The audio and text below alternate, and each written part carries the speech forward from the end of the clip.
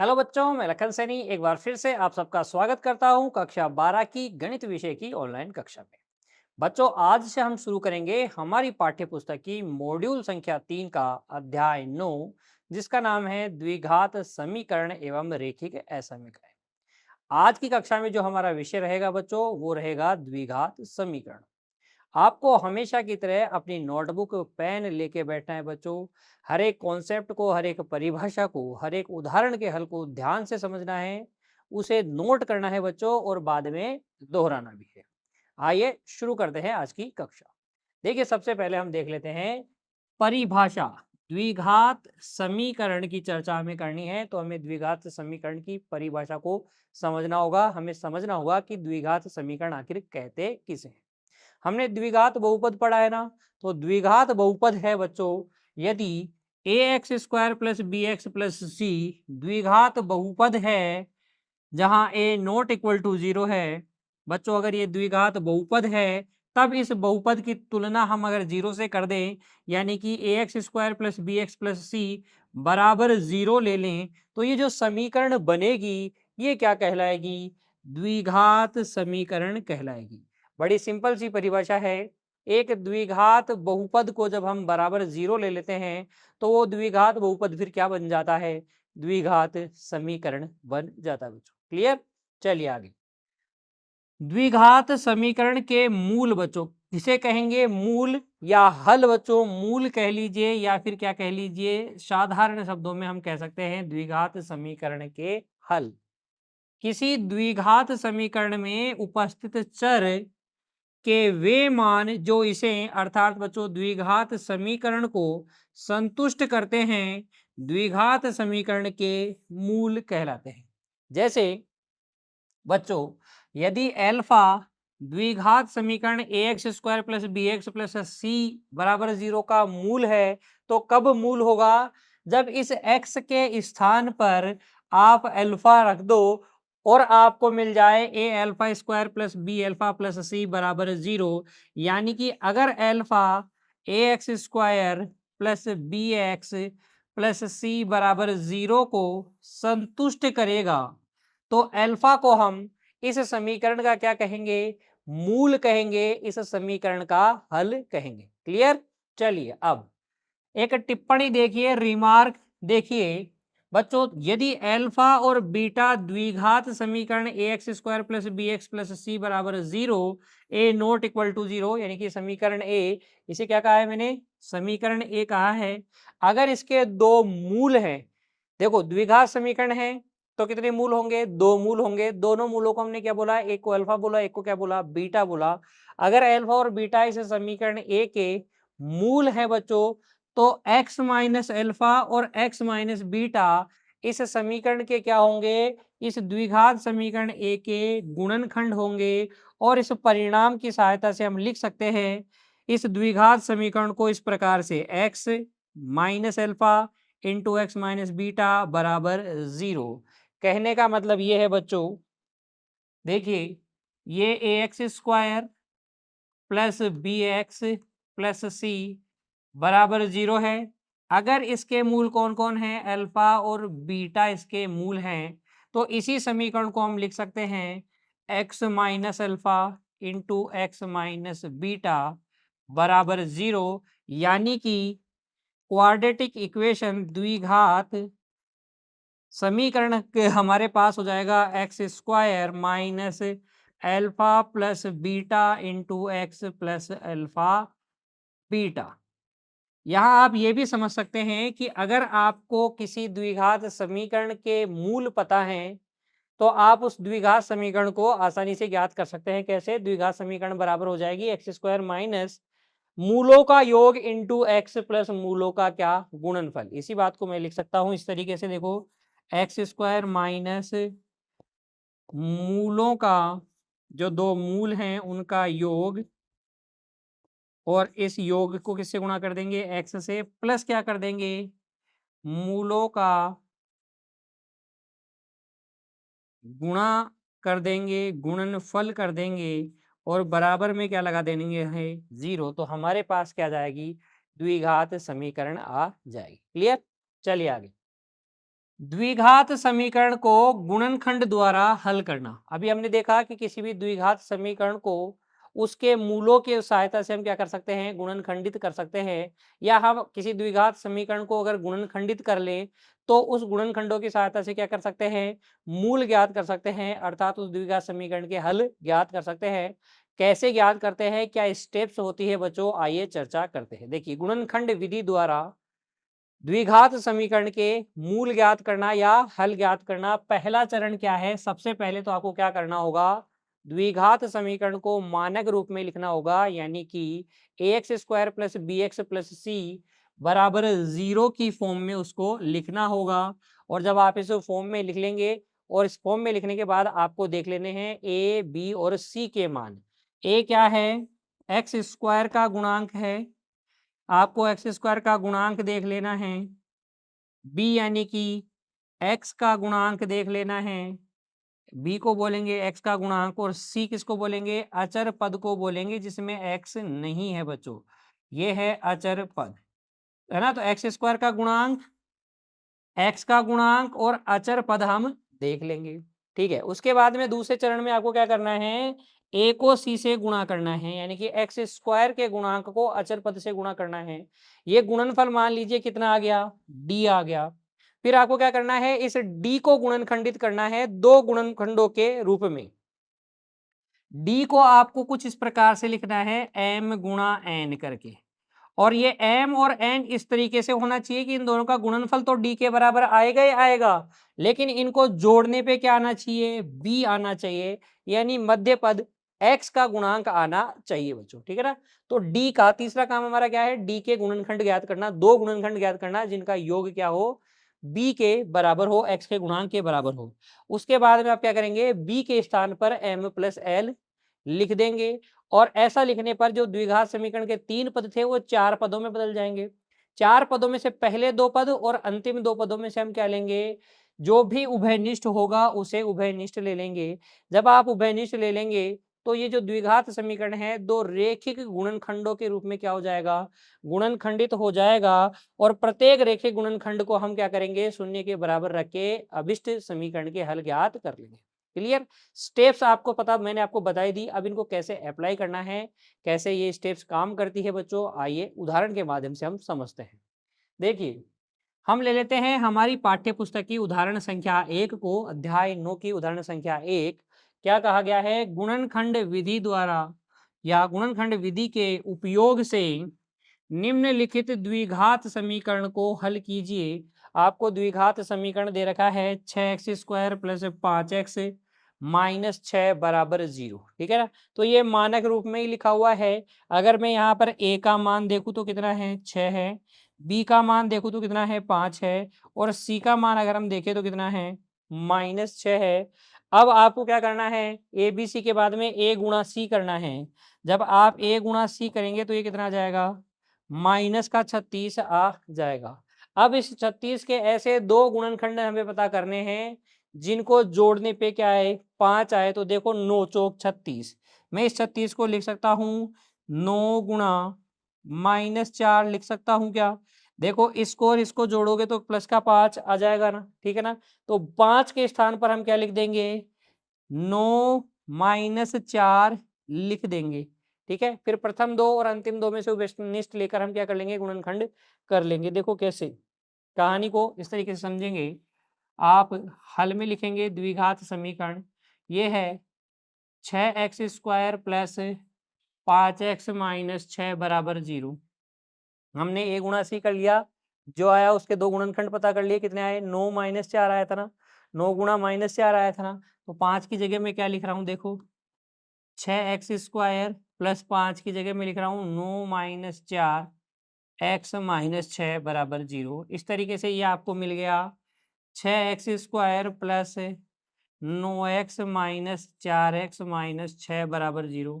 अब क्या करना है, प्रथम दो में से क्या उभयनिष्ठ आ रहा है, 3x उभयनिष्ठ आ रहा है, तो उभयनिष्ठ ले लो। अंदर बच गया 2x प्लस 3, यहाँ पर माइनस 2 उभयनिष्ठ आ रहा है, अंदर बच गया 2x प्लस 3। अब ये 2x प्लस 3 को भी उभयनिष्ठ ले लो, 2x प्लस 3 को उभयनिष्ठ ले लिया तो अंदर बच गया 3x माइनस 2। ये लो जी, रेखिक रेखिक बहुपदों के रूप में ये गुणनखंडित हो गया। अब प्रत्येक गुणनखंड को हम क्या करेंगे, 0 के बराबर ले लेंगे। अब हम क्या करेंगे, 2x + 3 = 0 ले लेंगे, तो x = -3/2 आ जाएगा। और बच्चों 3x - 2 को हम 0 के बराबर ले लेंगे, तो x बराबर आ जाएगा 2/3, है ना। अतः अतः बच्चों दिए गए दिए गए समीकरण के मूल दिए गए समीकरण के मूल क्या हो जाएंगे, देखो, -3/2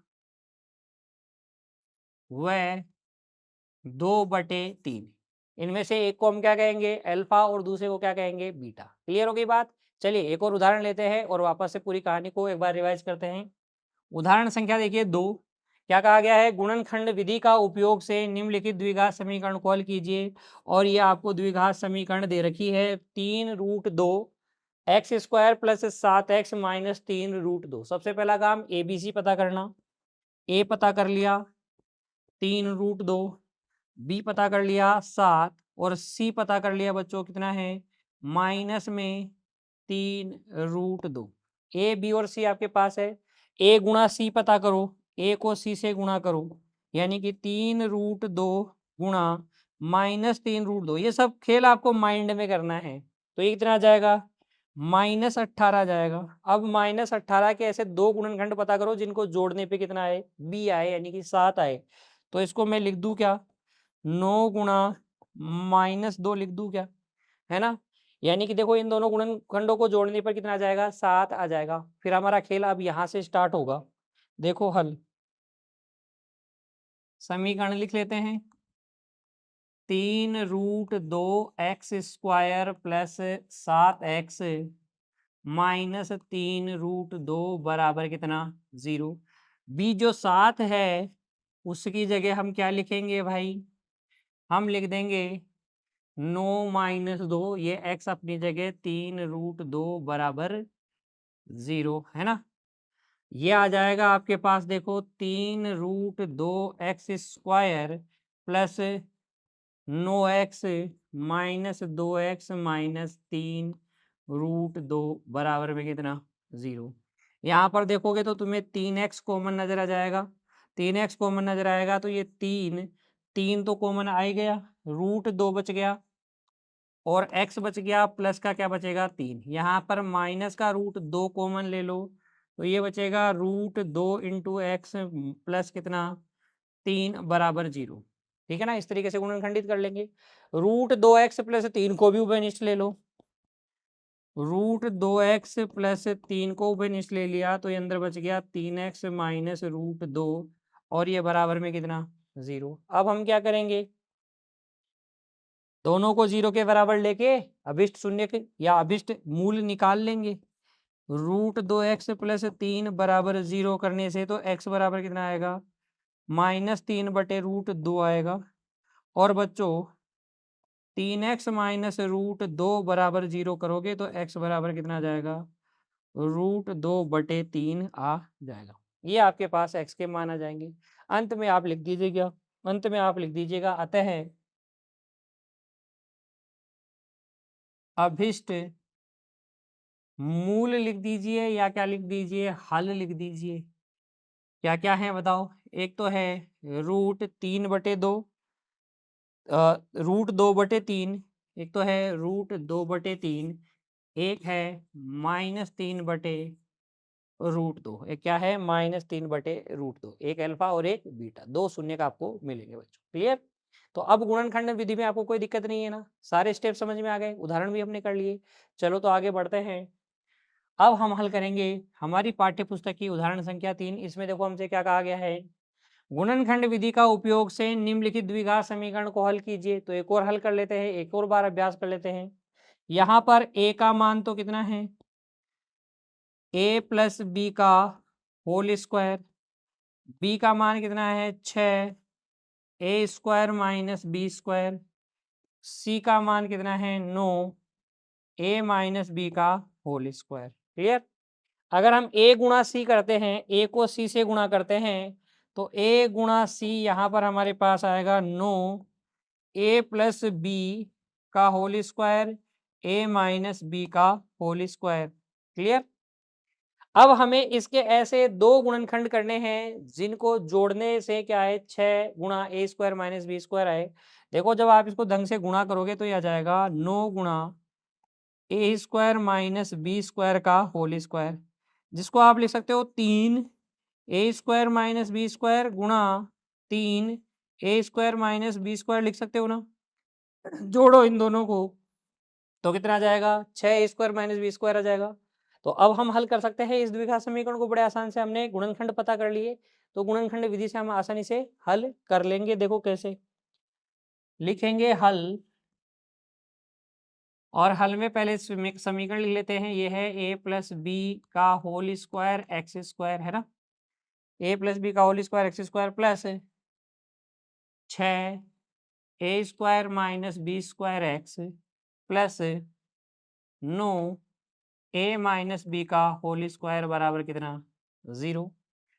मध्य पद के क्या कर ले गुणनखंड के रूप में लिख दें, तो ये आ जाएगा देखो a प्लस बी का whole square x square plus 6 को हम लिख देंगे 3 a square minus B square x plus 3 a square minus B square x plus 9 a minus B का होल स्क्वायर, और बराबर में क्या, बराबर में बच्चों 0।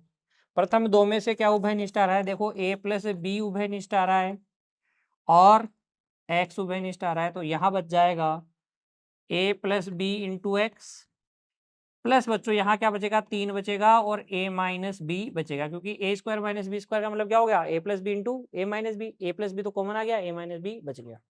ऐसे ही यहाँ पर देखो 3 a माइनस बी उभयनिष्ठ आ जाएगा और अंदर क्या बचेगा, यहाँ पर बच्चों अंदर आपके पास बचने वाला है वही जो पहले बचा था ब्रैकेट के अंदर। ये बचेगा आपके पास a plus B into x plus 3 a minus B, और बराबर में क्या 0। अब यहाँ पर देखो a plus B into x plus 3 a minus B, A plus B into x plus 3 a minus b common आ रहा है, तो बच्चों ये आ जाएगा आपके पास देखो a plus B into x plus 3 a minus B आपके पास उभयनिष्ठ आ गया। तो अंदर क्या बचेगा, यहाँ पर इसके पास तो बचेगा a plus B into x plus 3 a minus B इसके पास से बच जाएगा, बराबर में क्या 0। दोनों एक ही हैं तो एक बार लिख के मैं स्क्वायर लगा सकता हूँ। ये है a plus B into x plus 3 a minus B का होल स्क्वायर। दोनों गुणनखंड क्या आ गए, समान ही आ गए, तो यहाँ पर दोनों मूल भी क्या आ जाएंगे, समान ही आ जाएंगे। ये आ जाएगा माइनस में 3 a minus B upon a plus B बच्चों। दूसरे वाला भी यही आएगा माइनस में 3 a minus B upon a plus B. तो ऐसा हो सकता है बच्चों कि किसी द्विघात समीकरण के दोनों मूल क्या है, समान आ जाएं, दोनों मूल अलग अलग भी आ सकते हैं।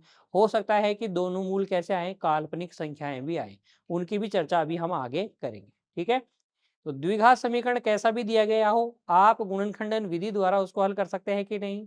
3 उदाहरण हमने किए हैं, अच्छे से आपको समझ में आ गया होगा। चलिए आगे, अब बच्चों हम सीखेंगे द्विघात सूत्र द्वारा द्विघात समीकरण को हल करना। द्विघाती सूत्र यानी कि श्रीधर आचार्य सूत्र से बच्चों हम किसी भी द्विघात समीकरण के हल ज्ञात कर सकते हैं, उसके मूल अल्फा और बीटा ज्ञात कर सकते हैं। क्या है सूत्र, देखिए अच्छे से याद कीजिए। देखो अगर a x square plus b x plus c बराबर 0 ये द्विघात समीकरण है, तो इसके हल यानी कि x के मान हम कैसे निकालेंगे, x के मान हो जाएंगे बच्चों minus b plus minus root of b square minus 4ac upon में कितना 2a। x बराबर क्या आएगा minus b plus minus root of b square minus 4ac upon 2a। Clear बात। चलिए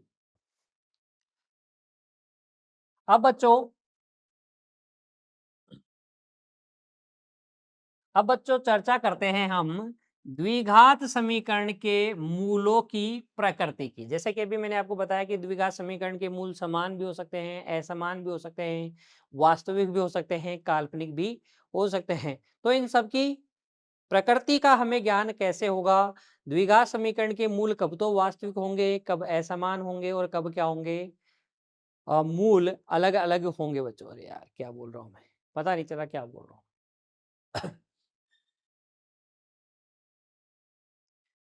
तो चलिए बच्चों, अब हम चर्चा करते हैं द्विघात। अरे यार! ये क्या है?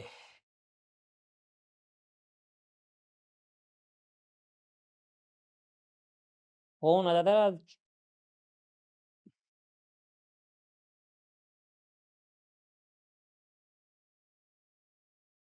चलिए बच्चों, अब हम चर्चा करते हैं द्विघात समीकरण के मूलों की प्रकृति। जो मूल होंगे ना, 2 अल्फा और बीटा, उनकी प्रकृति की चर्चा करते हैं। द्विघात सूत्र की अभी हमने चर्चा की। देखिए, अभी हमने द्विघात सूत्र की चर्चा की। जो 2 मूल होते हैं वो कैसे निकालते हैं? x बराबर -b plus minus root of b square minus 4ac upon 2a करके। अब देखिए, अगर ये जो रूट वाली वैल्यू है, ये बी स्क्वायर माइनस 4ac, इस पर विचार कीजिए। इसको हम कहते हैं विविक्तर डिस्क्रिमिनेंट। डी से हम इसको डिनोट करते हैं। अगर बच्चों ये डी क्या रहे? जीरो रहे। डी बराबर क्या रहे? जीरो रहे। तो एक्स बराबर क्या आएगा? एक्स बराबर आ जाएगा minus b plus minus root में जीरो, यानी कि 0/2a। और जीरो को जोड़ने और घटाने का कोई मतलब नहीं, यानी कि x बराबर -b/2a आएगा। जीरो जोड़ेंगे तो भी और घटाएंगे तो भी। यानी कि जब d का मान बी स्क्वायर माइनस 4ac का मान, विवित्तर का मान 0 होता है, तो हम कह सकते हैं कि दोनों मूल क्या होते हैं? समान होते हैं और वास्तविक होते हैं। ठीक है। अब वापस से विचार करो, अगर ये d का मान क्या हो? ऋणात्मक हो, तो क्या किसी ऋणात्मक संख्या का वर्गमूल काल्पनिक संख्या आयोटा हो के पदों में होगा ना? तो अगर d का मान 0 रहा, तो मूल कैसे होंगे? काल्पनिक होंगे। और अगर बच्चों d का मान क्या रहा? 0 से बड़ा रहा, तो माइनस बी, प्लस करने पर अलग आंसर आएगा, माइनस करने पर अलग आंसर आएगा। तो डी का मान अगर ग्रेटर देन 0 है, तो वास्तविक मूल होंगे। और कैसे होंगे? असमान होंगे। वास्तविक तथा असमान मूल होंगे। इन्हीं सभी बातों की चर्चा हम किसके अंतर्गत करते हैं? हम करते हैं द्विघात समीकरण के मूलों की प्रकृति के अंतर्गत इन बातों की चर्चा। देखिए, अगर ax square plus b x plus c बराबर 0 एक द्विघात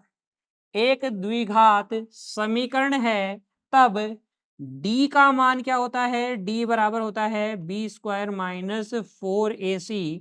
और अगर बच्चों ये d यानी बी स्क्वायर माइनस 4ac का मान 0 से बड़ा है ना, धनात्मक संख्या है, तब हम कहेंगे कि मूल वास्तविक तथा अलग अलग, यानी कि असमान होते हैं। अगर d का मान 0 है, तो हम कहते हैं कि दोनों जो द्विघात समीकरण है, उसके दोनों मूल समान होंगे, एक जैसे मूल होंगे। उनका संख्यात्मक मान भी बराबर होगा, चिन्ह भी उनके एक समान होंगे। और बच्चों वो किसके बराबर होंगे? -b/2a के बराबर होंगे। लेकिन यदि d का मान ऋणात्मक है बच्चों, बी स्क्वायर माइनस 4ac का मान ऋणात्मक है, तो हम कहते हैं कि समीकरण के दो सम्मिश्र मूल होंगे। और वो कैसे होंगे? असमान होंगे। अलग अलग सम्मिश्र मूल आपको मिलेंगे। अगर a, b और c बच्चों क्या हैं? वास्तविक संख्याएं हैं, यानी कि ये गुणांक जो है समीकरण के वास्तविक हैं, तो ये जो दो सम्मिश्र मूल मिलते हैं ना, ये आपस में कैसे होते हैं? संयुग्मी होते हैं, एक दूसरे के संयुग्मी मूल होते हैं। ये केवल कब होगा बच्चों? जब ए, बी और सी ये तीनों क्या हों? वास्तविक संख्याएं हों। ठीक है ना, तब मूल समान हों, असमान होंगे, लेकिन संयुग्मी सम्मिश्र मूल होंगे। ठीक है ना, डी इज लेस देन 0 के केस में। सभी की चर्चा करेंगे बच्चों विस्तार से। चलिए आगे बढ़िए और अब देखिए हमारी पाठ्य पुस्तक की उदाहरण संख्या 4 को। इसमें हमसे क्या कहा गया है? निम्नलिखित द्विघात समीकरणों में से प्रत्येक के मूलों की प्रकृति की जांच कीजिए। मूलों की प्रकृति की जांच करने का मतलब है मूल वास्तविक होंगे कि काल्पनिक होंगे, वास्तविक होंगे तो समान होंगे कि अलग-अलग होंगे, है ना? और सूत्र द्वारा उनको सत्यापित भी करना है, यानी कि हमें सूत्र द्वारा मूल निकाल के देखने हैं और बताना है कि देखो मूल क्या है, समान है, देखो मूल क्या है, असमान है, अलग-अलग है, वास्तविक है। क्लियर बात? चलिए उदाहरण को हल करते हैं ताकि बातें हमें और बेहतर तरीके से समझ में आए। यहाँ पर देखो दी गई समीकरण देखो, लिख लेते हैं दिया गया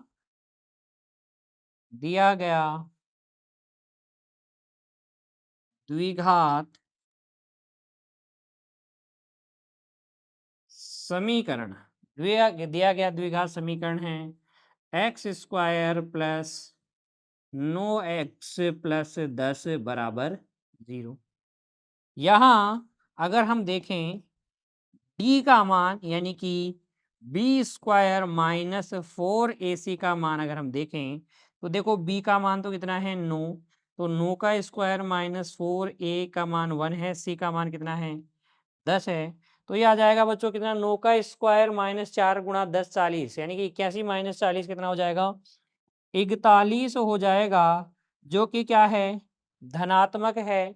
जीरो से क्या है बच्चों ये बड़ा है, और अगर ये जीरो से बड़ा है तो हम कहेंगे क्योंकि d बराबर आया है 41 और ये क्या है जीरो से बड़ा, इसलिए इसलिए दिए गए दिए गए समीकरण कैसा समीकरण है द्विघात समीकरण के मूल कैसे होंगे वास्तविक तथा वास्तविक तथा असमान होंगे, वास्तविक तथा असमान होंगे। मूल कैसे होंगे वास्तविक तथा असमान होंगे। अब हमें सत्यापन भी करके दिखाना है सूत्र की सहायता से, तो मैं सत्यापन लिख देता हूं। देखो सत्यापन, हम सत्यापन करते हैं द्विघाती द्विघाती सूत्र से हमें पता है कि x बराबर क्या होता है, x बराबर होता है minus b plus minus root of b square minus 4ac upon 2a। तो यहाँ पे मान रख देता हूँ, तो x बराबर आ जाएगा माइनस बी का मान कितना है 9 है, प्लस माइनस ये जो d है इसका मान कितना आया था बच्चों रूट 41 आया था, बटे 2a का मतलब कितना है 1। ठीक है, यानी कि x के दो जो मान आएंगे देखो यहां से, अतः x बराबर एक तो क्या आ गया -9 प्लस रूट 41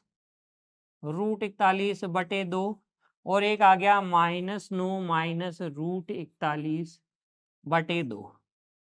दोनों क्या हैं वास्तविक संख्याएं हैं और दोनों मूल क्या हैं अलग अलग हैं। एक तो -9 प्लस रूट 41 है बटे में 2 है, एक -9 माइनस रूट 41 बटे 2 है ना।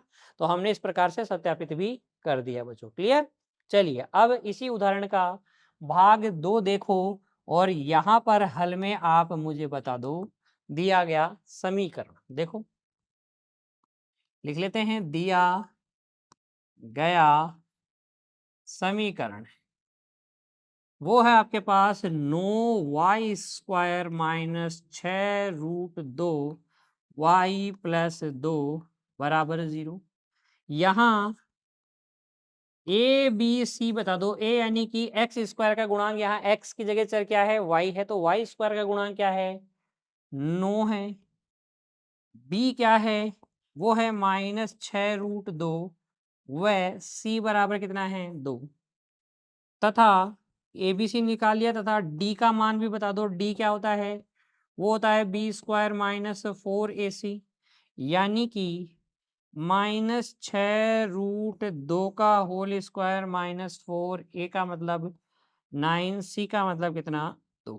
ठीक है, ये हो जाएगा। देखो 6 का स्क्वायर माइनस 6 का स्क्वायर 36, 2 का स्क्वायर कितना √2 का स्क्वायर 2, 36 को 2 से गुणा करेंगे कितना जाएगा 72, माइनस देखिए 4 दूनी 8, 8 नाम कितना हो जाएगा 72 हो जाएगा क्या 72 माइनस 72 क्या हो जाएगा? 0 आ जाएगा। हम लिखेंगे क्योंकि d का मान क्या आया है? d बराबर 0 आया है, इसलिए मूल समान होंगे, समान तथा क्या होंगे? वास्तविक होंगे।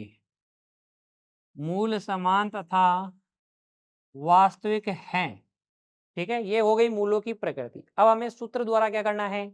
सत्यापन भी करना है। तो देखिए हम लिखेंगे सत्यापन। यहां हम लिख देते हैं द्विघाती, द्विघाती सूत्र से x बराबर क्या होता है? Minus b plus minus root of b square minus 4ac upon 2a। तो मान रख देंगे x बराबर माइनस बी का मान है minus 6 root 2 plus minus B square minus 4ac, d का मान कितना है? 0 बटे 2a, का मान कितना है? 9। क्लियर? अब देखो अतः x बराबर आ जाएगा 6 रूट 2 बटे कितना? 18, और ये प्लस माइनस क्या? 0, यानी कि x बराबर देखो 6 तिया 18 हो जाएगा रूट 2 बटे 3 और रूट 2 बटे 3, प्लस 0 लेने पर भी और माइनस 0 लेने पर भी, दोनों ही स्थितियों में मूल कैसे आ जाएंगे? समान आ जाएंगे। क्लियर? जैसा कि हमने यहाँ पहले ही बोला था कि मूल समान और तथा क्या है? वास्तविक। तो आपने सूत्र द्वारा सत्यापित भी करके दिखा दिया। अब आगे बढ़िए और इसी का भाग 3 देखिए बच्चों। यहाँ पर भी हम d निकाल लेते हैं। d कितना है? B square minus 4ac। b का मान यहाँ हो जाएगा माइनस के 3 का स्क्वायर माइनस 4, a का मतलब रूट 2, c का मतलब 3 रूट 2। ये हो जाएगा 9 माइनस देखो 4 दूनी 8 तिया 24, कितना आ जाएगा? माइनस में 15 आ जाएगा, यानी कि 0 से छोटा आएगा। तो मूल क्या होंगे बच्चों? यहाँ मूल काल्पनिक, काल्पनिक होंगे। काल्पनिक तथा असमान, काल्पनिक व असमान होंगे बच्चों। कैसे? काल्पनिक व असमान हैं। मूलों की प्रकृति हो गई काल्पनिक और असमान। सूत्र द्वारा सत्यापित भी करके दिखा देते हैं। देखिए अब सत्यापन, सत्यापन देखिए द्विघाती सूत्र क्या होता है? उससे निकालेंगे हम मूल। द्विघाती सूत्र से हमें पता है x बराबर क्या होता है? Minus b plus minus root of b square minus 4ac upon में कितना? 2a। तो x बराबर हो जाएगा माइनस बी का मान कितना है? माइनस का 3 है, ये है minus 3 plus minus root b square minus 4ac। B square minus 4ac का मान कितना आया? माइनस 15 आया। कितना आया? माइनस 15 आया बटे 2a। ए का मान कितना है बच्चों? ए का मान है रूट 2, ए का मान है रूट 2। तो यहाँ पे क्लियर दिख रहा है रूट के अंदर नेगेटिव नंबर जो कि क्या है? काल्पनिक मूल हैं, जो कि क्या है बच्चों? काल्पनिक मूल हैं और आपस में क्या है? संयुग्मी सम्मिश्र संख्याएं हैं बच्चों, क्योंकि यहाँ आयोटा वाले भाग का क्या हुआ? चिन्ह बदलेगा प्लस माइनस। ठीक है, परस्पर संयुग्मी सम्मिश्र मूल आपको यहाँ मिलेंगे। क्लियर हो गई बात? तो आप निकाल सकते हैं मूलों की प्रकृति और सूत्र द्वारा भी आप मूल ज्ञात कर सकते हैं। तो बढ़ते हैं आगे बच्चों। अब देखिए हल करेंगे हमारी पाठ्य पुस्तक की उदाहरण संख्या 5 को।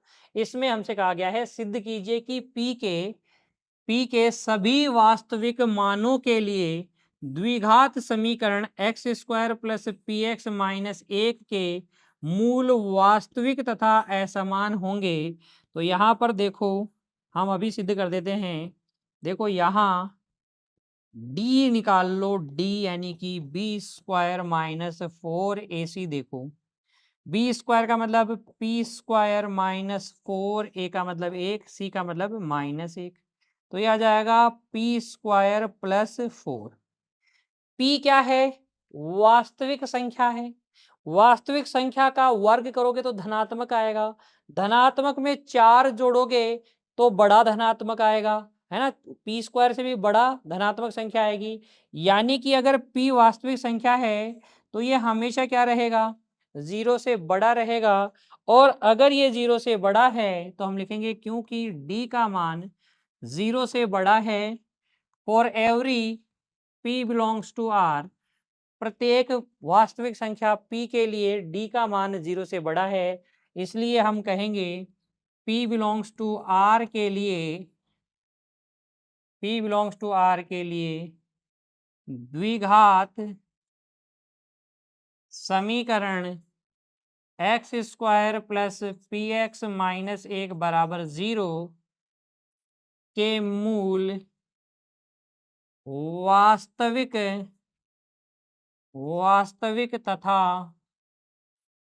असमान होंगे। वास्तविक तथा असमान होंगे। ठीक है, इस तरीके से आप उदाहरण संख्या 5 को हल कर लीजिएगा बच्चों।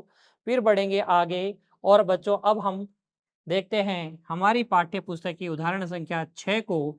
इसमें हमसे क्या कहा गया है? देखिए क्या कहा गया है कि किन मानों के लिए द्विघात समीकरण 4k plus 1 x square plus के प्लस 1 एक्स प्लस 1 बराबर 0 के मूल क्या होंगे? समान होंगे। तो इस उदाहरण में हमें के उन सभी मानों को ज्ञात करना है जिसके लिए इस दिए गए द्विघात समीकरण के मूल क्या हो? समान हो। और मूल समान कब होते हैं? जब d अर्थात बी स्क्वायर माइनस 4 इसी का मान क्या होता है? 0 के बराबर होता है। तो यहां देखिए हल में d निकाल लेते हैं हम, यानी कि बी स्क्वायर के प्लस 1 का स्क्वायर माइनस 4a, का मतलब हो गया 4k प्लस 1, और c का मतलब कितना है? 1। ये निकाल लेते हैं। और ये क्या आ जाएगा आपके पास? के square plus 2k plus 1 minus 16k minus 4 आ जाएगा। यह आपके पास आएगा के स्क्वायर माइनस 14k माइनस 3 आ जाएगा। हमें कहा गया है क्योंकि मूल समान है, क्योंकि मूल क्या है? समान है, इसलिए d बराबर क्या होगा? 0 होगा। के स्क्वायर माइनस 14k माइनस 3 बराबर किसके होगा? 0 के बराबर होगा। ये के अपने के पदों में क्या है? द्विघात समीकरण है, और इसके हल हम निकाल लेते हैं द्विघाती सूत्र से। तो के का मान हो जाएगा minus b plus minus root of b का square minus 4ac, clear, upon में 2a, का मतलब क्या है? a। तो यहाँ से के मान आ जाएंगे बच्चों 14 प्लस माइनस रूट में देखो 14 का स्क्वायर 196 प्लस कितना? 12 बटे 2। तो के मान आपके पास आ गए 14 प्लस माइनस देखो जोड़ो तो ये आ जाएगा 106 और 108, कितना आ जाएगा? 208 आ जाएगा क्या? ये 208 बटे 2 आ जाएगा। 2 से 2 का भाग लगा देंगे तो के बराबर आ जाएगा देखो 7 प्लस माइनस, यहाँ भाग लगाओगे तो ये रूट में कितना आ जाएगा? 2 का भाग लगाओगे इसके अंदर तो देखो 4 हो जाएगा रूट में अंदर जाके, 4 का भाग लगाओ, 4 पंजे 20, 4 दूनी 8, तो 52 आ जाएगा, है ना? 13 चौक कितना होता है? 52। तो इसको आप लिख सकते हैं के का मान हो जाएगा 7 प्लस माइनस 2 रूट 13। तो के अभिष्ट मान आ जाएंगे तो 7 प्लस 2 रूट 13 और एक 7 माइनस 2 रूट 13। इस तरीके से आप के मान निकाल सकते हैं ताकि इस समीकरण के मूल क्या हो? प्रश्न में जो समीकरण दी गई है द्विघात समीकरण, इसके मूल क्या हो? समान हो। ठीक है, तो उदाहरण संख्या 6 के हल में अब आपको कोई दिक्कत नहीं होनी चाहिए। फिर बढ़ते हैं बच्चों आगे।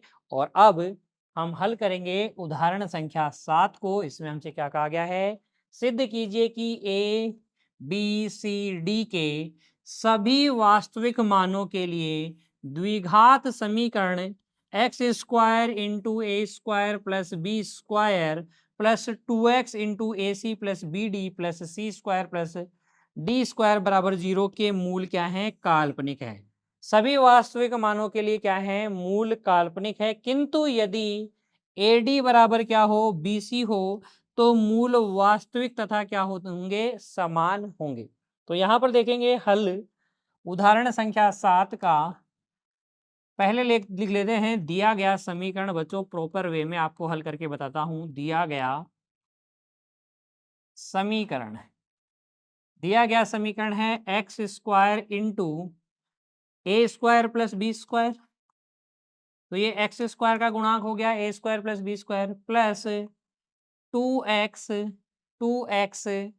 ए c plus b d, a c plus b d plus plus बच्चों c square plus d square, c square plus d square बराबर में क्या, 0। यहाँ डी का मान निकाल लेते हैं। डी यानी कि बी स्क्वायर माइनस 4AC निकाल लेते हैं। बी का मान कितना है, देखो एक्स का गुणांक यानी कि ये है 2AC प्लस बी डी का होल स्क्वायर, है ना। 2AC प्लस बी डी यानी बी स्क्वायर, इसका ये हो गया बी स्क्वायर माइनस 4 ए की जगह है ए स्क्वायर प्लस बी स्क्वायर और सी की जगह है सी स्क्वायर प्लस डी स्क्वायर। ठीक है, ये हमने डी निकाल लिया। स्क्वायर करेंगे तो आ जाएगा 4 a square c square plus b square d square plus 2AC into b d, clear. Minus 4, इनको मल्टीप्लाई कर लेंगे तो आ जाएगा a square c square plus a square d square plus b square c square plus b square d square, है ना। अब यहाँ पर देखिए और इसको हल करते हैं आगे। तो ये आपको मिलेगा डी बराबर देखो क्या मिलेगा बच्चों, ए स्क्वायर सी स्क्वायर प्लस का 4 आएगा, ये भी कैंसिल हो जाएगा। बी स्क्वायर डी स्क्वायर भी क्या हो जाएगा, कैंसिल हो जाएगा। ये आपके पास आएगा 8 ABCD, 8 ABCD -4 a square d square, a square d square -4 b square c square आ जाएगा, क्लियर। इसमें से आप देखिए इसको आप लिख सकते हैं -4 उभयनिष्ठ ले लेंगे तो ये आ जाएगा a square d square plus b square c square -2ABCD, यानी कि बच्चों ये डी बराबर आ जाएगा -4 AD -BC का होल स्क्वायर। अब यहाँ पर दो केस हैं, क्योंकि ABCD ये सारी क्या हैं, वास्तविक संख्याएं हैं, इसलिए AD -BC का होल स्क्वायर ये ग्रेटर देन इक्वल टू 0 रहेगा। ये तो ये 0 रहेगा या 0 से बड़ा रहेगा। केस 1, पहला केस देखो, जब AD -BC बराबर 0 अर्थात AD बराबर क्या हो, BC हो, तब अगर ये 0 है बच्चों तो ये D का मान क्या रहेगा, D बराबर क्या रहेगा, 0। हम लिखेंगे तो D बराबर 0, यानी कि दिए गए समीकरण के मूल समान व वास्तविक होंगे। एक तो चीज हमने प्रूव कर दी, एक तो हमने सत्यापित कर दिया। हमसे कहा गया था कि यदि यदि AD बराबर BC हो तो मूल वास्तविक तथा समान होंगे। यहाँ हमने केस 1 में देख भी लिया बच्चों। फिर देखो केस 2, यदि AD माइनस BC क्या हो, 0 नहीं हो, ये 0 नहीं है, ये 0 नहीं हो, तो देखो AD माइनस BC का होल स्क्वायर क्या रहेगा, हमेशा 0 से बड़ा रहेगा। ठीक है, और -4 इंटू AD माइनस BC का होल स्क्वायर 0 से छोटा रहेगा, क्योंकि माइनस से गुणा कर दिया तो माइनस की संख्या तो 0 से छोटी होती है, यानी कि D का मान 0 से छोटा रहेगा। इसलिए दिए गए समीकरण के मूल क्या होंगे, काल्पनिक काल्पनिक होंगे। ये लो जी, दूसरी बात भी प्रूव कर दी। अगर ये AD इक्वल टू BC नहीं है तो सारे मूल क्या होंगे, काल्पनिक और असमान होंगे। लेकिन अगर ये 0 है तो मूल समान तथा क्या होंगे, वास्तविक होंगे। उम्मीद करता हूं उदाहरण संख्या 7 के हल में अब आपको कोई दिक्कत नहीं है, आपने ठीक से समझ लिया है, नोट भी कर लिया है बच्चों, और आप अब इसका अच्छे से अभ्यास भी करेंगे। चलिए आगे, अब हम देखते हैं एक द्विघात समीकरण के मूलों और गुणांकों में संबंध। देखो द्विघात समीकरण, क्वाड्रेटिक इक्वेशन, अगर आपके पास है ax² plus bx plus c बराबर 0, तो ये a b और c ये क्या होते हैं, ये होते हैं गुणांक। ये इस समीकरण के क्या हैं, गुणांक। और इसके कितने मूल होते हैं, इसके अगर हम मूलों की बात करें तो दो मूल होते हैं, अल्फा और बीटा। और इन मूलों और इन गुणांकों में दो संबंध होते हैं बच्चों। पहला संबंध, इन मूलों का योगफल alpha plus beta minus b बटे ए के बराबर होता है, और इनका गुणनफल अल्फा इंटू बीटा सी बटे ए के बराबर होता है। यानी कि मूलों का योगफल तो क्या होता है, माइनस में x का गुणांक बटे x² का गुणांक, और मूलों का जो गुणनफल होता है वो होता है अचर पद बटे x² का गुणांक, अचर पद बटे x² का गुणांक होता है। तो ये है द्विघात समीकरण के मूलों और गुणांकों में संबंध। जैसे हम द्विघात बहुपद में पढ़ते हैं वैसा ही यहाँ पर भी है बच्चों, वो का वही संबंध है, आपको अच्छे से याद करना है। Alpha plus beta equal to minus B upon a, alpha into beta equal to c upon a. अब देखिए आगे हल करेंगे हमारी पाठ्य पुस्तक की उदाहरण संख्या 8 को। यहाँ पर हमसे कहा गया है यदि अल्फा और beta 3x² minus 5x plus 9 बराबर 0 इस द्विघात समीकरण के मूल हों तो आप अल्फा² प्लस बीटा² का मान बता दो। तो देखो बहुत आसान है, हम लिखेंगे क्योंकि अल्फा तथा बीटा समीकरण 3x² माइनस 5x प्लस 9 बराबर 0 के मूल हैं, अतः अल्फा प्लस बीटा बराबर हो जाएगा माइनस बी बटे ए। कहने का मतलब अल्फा प्लस बीटा बराबर हो जाएगा 5/3। कितना हो जाएगा, 5/3, तथा अल्फा इंटू बीटा बराबर हो जाएगा सी बटे ए। यानी अल्फा इंटू बीटा बराबर कितना आ जाएगा बच्चों, सी का मान क्या है यहाँ पे 9/3 है ना, सी का मान है 9 और ए का मान है 3, तो यह जाएगा 9/3, यानी कि यह जाएगा 3 बच्चों। अब देखो हमें निकालना है हमें निकालना है alpha square plus beta square. तो alpha square plus beta square किसके बराबर होता है? ये होता है अल्फा प्लस बीटा का whole square minus 2 alpha beta के।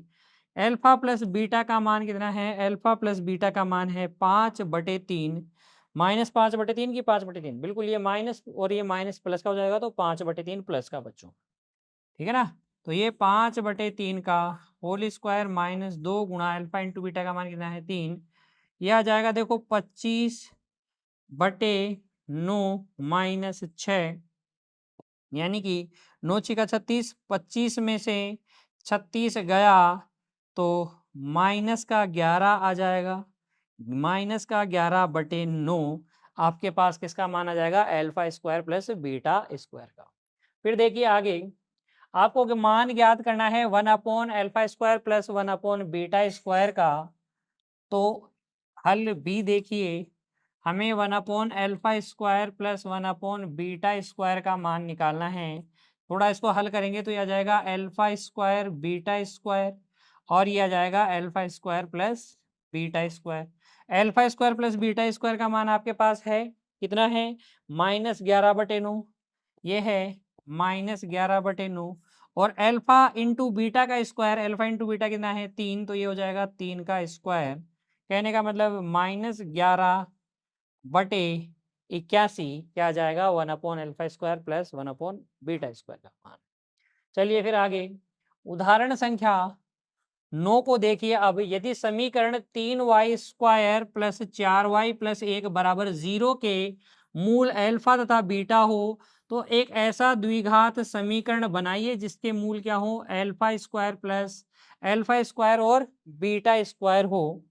तो देखो यहाँ पर क्योंकि अल्फा तथा बीटा समीकरण 3y square plus 4y plus 1 बराबर 0 के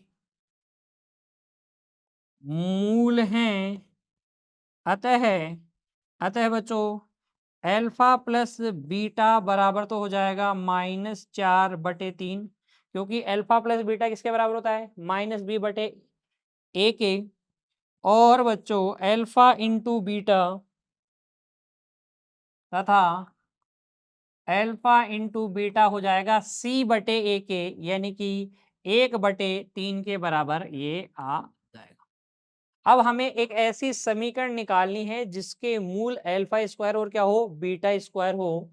तो देखिए उसके लिए पहले आप निकाल लीजिए alpha square plus beta square, यानी कि जो समीकरण हमें ज्ञात करनी है उसके मूलों का योगफल हम निकाल लेते हैं।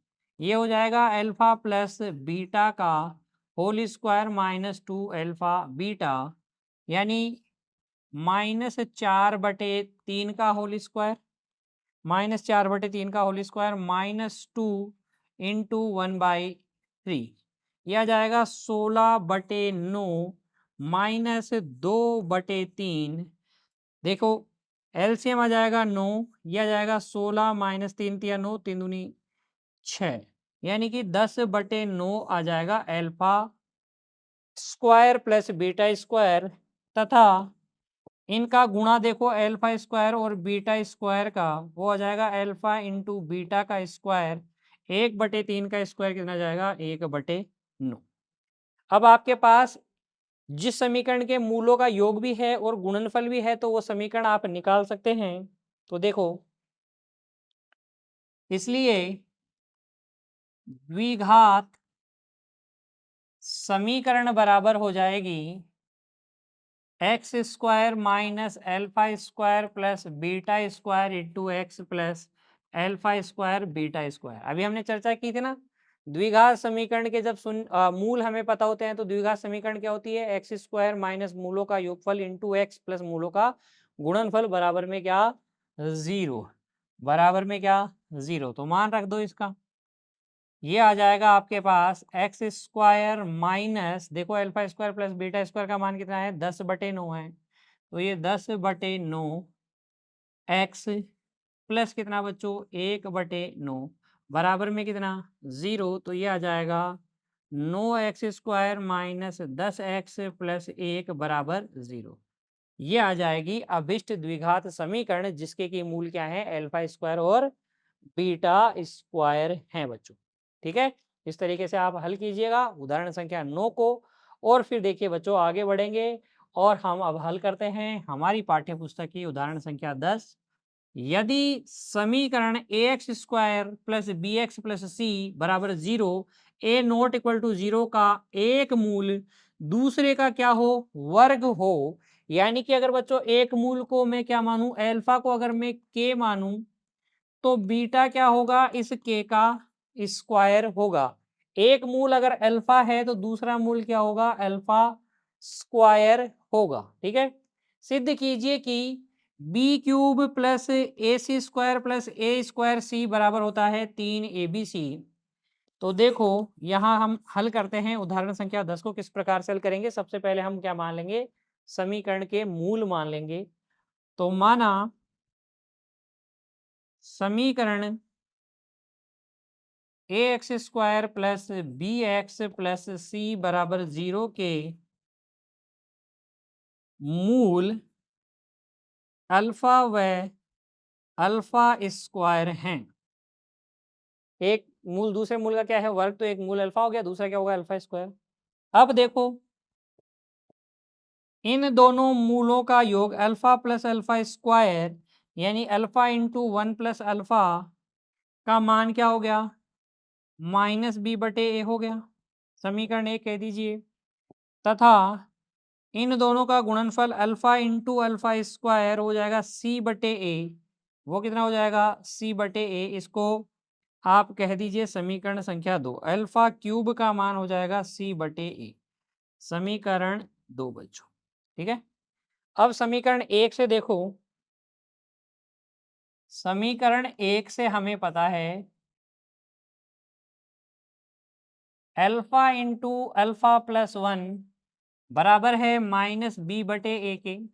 तो अगर हम क्यूब कर लें, अल्फा क्यूब और अल्फा प्लस 1 का क्यूब कर लें, तो यह जाएगा -b³ अपॉन a³। दोनों ओर क्या कर दिया है मैंने, दोनों ओर घन करने पर क्यूब कर लिया, घन करने पर हमें ऐसा मिल जाएगा। घन करने का लाभ क्या होगा, लाभ देखो बच्चों, अल्फा क्यूब का मान रख देंगे हम। अल्फा क्यूब का मान कितना है, c/a है। ये तो हो जाएगा c/a। ये आ जाएगा alpha cube plus 3 alpha alpha plus 1 plus 1 equal to -b³ upon क्या, a³। अल्फा क्यूब का मान रख देता हूँ वापस से, c/a है, ये c/a है, plus 3 alpha into alpha plus 1 का मान कितना है, अल्फा इंटू अल्फा प्लस 1 का मान है -b/a। तो ये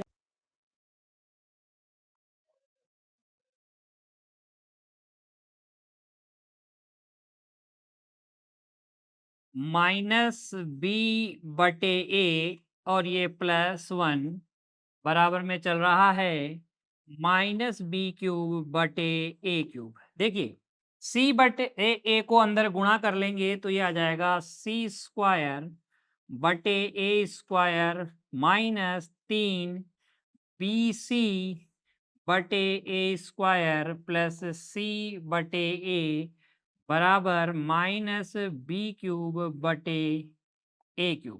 अब आप क्या कीजिए, सारे समीकरण को a³ से गुणा कर दीजिए, तो ये आपके पास आ जाएगा। देखिए ac² - 3abc, यहाँ आप जब गुणा करेंगे a³ से तो a बचेगा, ac² हो जाएगा, ये 3abc हो जाएगा। यहाँ बचेगा बच्चों a²c, ये बनेगा a²c और बराबर में -b³, जिसे आप लिख सकते हैं बच्चों। देखिए -b³ को पक्षांतरित करेंगे तो ये आ जाएगा प्लस का b³ प्लस ये a²c प्लस ac², ये -3abc को पक्षांतरित करेंगे तो ये प्लस का 3abc बनेगा, जो कि क्या है बच्चों, अभिष्ट परिणाम है। लिख देंगे हम हैंस प्रूफ। इस तरीके से हम उदाहरण संख्या 10 को आसानी से हल कर सकते हैं बच्चों। नोट कर लीजिए इसे और फिर देखिए अगला उदाहरण। अब बच्चों हम हल करेंगे उदाहरण संख्या 11 को। क्या है इसमें, क्या कहा गया देखो, वह प्रतिबंध ज्ञात कीजिए जिससे समीकरण ax square plus b x plus c बराबर 0 के मूल m अनुपात n के अनुपात में हो। तो देखिए कैसे वो प्रतिबंध ज्ञात करेंगे, उसके लिए हम लिखेंगे हल। लिखेंगे क्योंकि समीकरण ax square plus b x plus c बराबर 0 के मूल m अनुपात n के अनुपात में है, अनुपात में हैं। अतः माना कि अल्फा बराबर तो m गुणा k मान लेता हूं और दूसरा मूल बीटा बराबर मान लेता हूं n गुणा k। एक मूल m के और दूसरा मूल क्या मान लिया, n के, क्योंकि मूल m अनुपात n के अनुपात में है। फिर देखिए अब हमें पता है कि alpha plus beta minus b बटे ए के बराबर होता है। तो ये एम के प्लस एन के बराबर हो जाएगा माइनस बी बटे ए। कहने का मतलब एम प्लस एन इंटू के बराबर माइनस बी बटे ए आ जाएगा। इसे कह दीजिए समीकरण संख्या 1। समीकरण संख्या 1 तथा बच्चों m के इंटू एन के मूलों का गुणनफल अल्फा इंटू बीटा ये होगा c बटे ए के बराबर। यहाँ से mn इंटू के स्क्वायर बराबर हो जाएगा c बटे ए। ये हो जाएगा समीकरण संख्या 2। फिर देखो समीकरण 1 व समीकरण 2 से, इन दोनों समीकरणों से अगर मैं देखूं, समीकरण 1 का वर्ग करके समीकरण 2 से भाग लगा लेता हूं। यानी कि कहने का मतलब ये है बच्चों m plus n whole square के स्क्वायर में मैं भाग लगा रहा हूं एम एन के स्क्वायर का, ताकि ये के स्क्वायर कैंसिल हो जाए। RHS में हो जाएगा माइनस बी बटे ए का स्क्वायर और ये है बच्चों सी बटे ए। क्लियर? के स्क्वायर से के स्क्वायर कैंसिल हो जाएगा और ये हमारे पास आ जाएगा देखिए एम प्लस एन का होल स्क्वायर बटे एम एन बराबर बराबर देखो बी स्क्वायर बटे ए स्क्वायर सी बटे ए से ए स्क्वायर कैंसिल हो जाएगा, या जाएगा बी स्क्वायर बटे ए सी, क्या जाएगा बी स्क्वायर बटे ए सी, जो कि क्या है अभिष्ट प्रतिबंध है। इसी को हम इस तरीके से लिख सकते हैं ए सी एम प्लस एन का होल स्क्वायर बराबर होना चाहिए बी स्क्वायर एम एन के। तब दिए गए समीकरण के मूल क्या होंगे, एम अनुपात एन के अनुपात में होंगे। हम लिख देंगे जो कि अभिष्ट संबंध है, जो कि अभिष्ट संबंध या प्रतिबंध लिख देंगे बच्चों, अभिष्ट प्रतिबंध है। इस तरीके से हम आसानी से हल कर सकते हैं हमारी पाठ्य पुस्तक की उदाहरण संख्या 11 को। इसे भी नोट कर लीजिए बच्चों, हर एक उदाहरण को आपको फिर से बिना देखे हल करना है। सभी उदाहरणों का अच्छे से आपको अभ्यास करना है। इसके बाद में देखिए बच्चों, अब हम चर्चा करते हैं एक द्विघात समीकरण का हल, जबकि d क्या हो, लेस देन 0 हो। जब d लेस देन 0 होता है, यानी कि बच्चों जब बी स्क्वायर माइनस 4ac का मान 0 से छोटा होता है, तो हम जानते हैं कि मूल कैसे होते हैं, काल्पनिक होते हैं। और ये जो दो मूल होंगे काल्पनिक, वो परस्पर कैसे होते हैं, संयुग्मी सम्मिश्र संख्याएं होती हैं। कब होती हैं संयुग्मी सम्मिश्र संख्याएं? जब इस समीकरण के ये जो गुणांक है ना ए बी सी, ये क्या हो, वास्तविक संख्याएं हो, यानी कि वास्तविक गुणांकों वाली द्विघात समीकरण के लिए जब d का मान 0 से छोटा होता है तो मूल काल्पनिक होते हैं और परस्पर संयुग्मी सम्मिश्र संख्याएं होती हैं। अगर बच्चों ये वास्तविक संख्याएं नहीं हैं, तब इनका संयुग्मी होना जरूरी नहीं है। अगर ए बी सी खुद ही सम्मिश्र संख्याएं हो, तब इनके मूलों का संयुग्मी होना अनिवार्य नहीं है बच्चों। क्लियर? चलिए, जब d का मान 0 से छोटा होता है तब हम ये संयुग्मी सम्मिश्र मूल कैसे ज्ञात करते हैं, एक उदाहरण की सहायता से समझेंगे बच्चों। देखिए यहाँ पर द्विघात समीकरण t square plus 3t+4 equal to 0 के हल ज्ञात कीजिए, ऐसा कहा गया है। तो यहाँ पर हम लिखेंगे दिया गया समीकरण, दिया गया समीकरण वो है t square plus 3t+4 equal to 0। यहाँ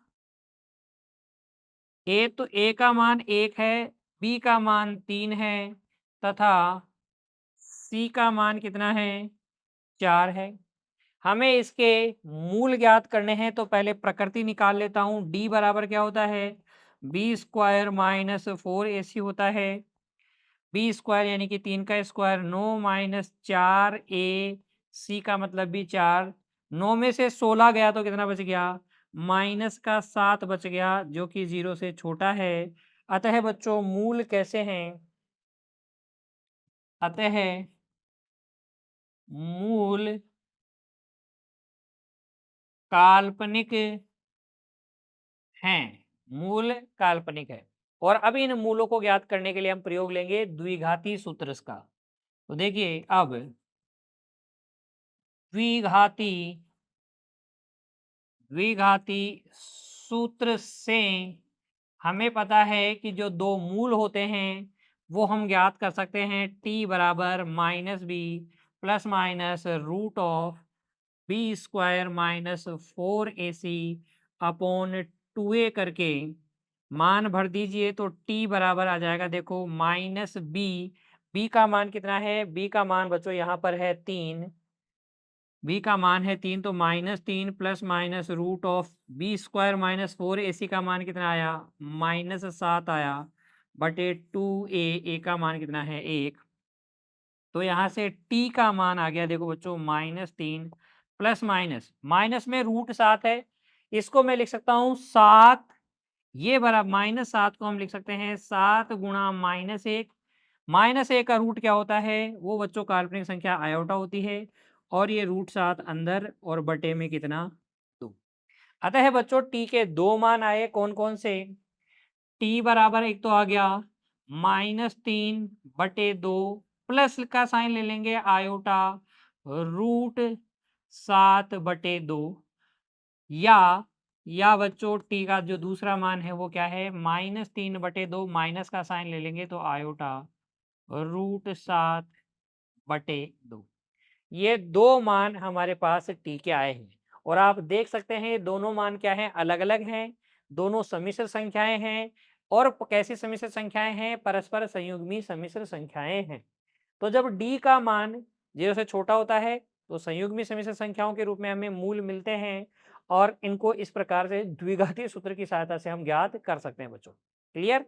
चलिए आगे टिप्पणी देखिए बच्चों एक, यदि द्विघात समीकरण के दो सम्मिश्र मूल परस्पर संयुग्मी न हो, अगर मूल परस्पर क्या हो, संयुग्मी नहीं हो, तो इसका एक ही अर्थ है बच्चों कि ये जो द्विघात समीकरण है ये वास्तविक गुणांकों वाली समीकरण नहीं है।